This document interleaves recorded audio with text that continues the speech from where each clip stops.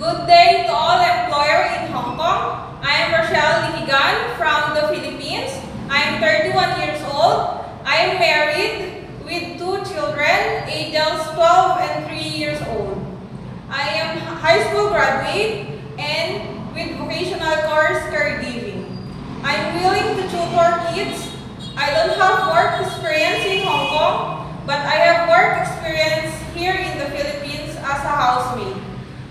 I serve 5 members of the family for 3 years from 2018 to 2021, 4 adults and 1 child. I don't have tattoo, I don't have body operation, I don't smoke or drink alcohol.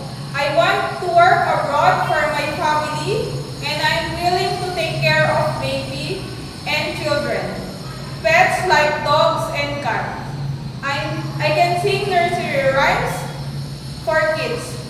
To my future employer, please hire me.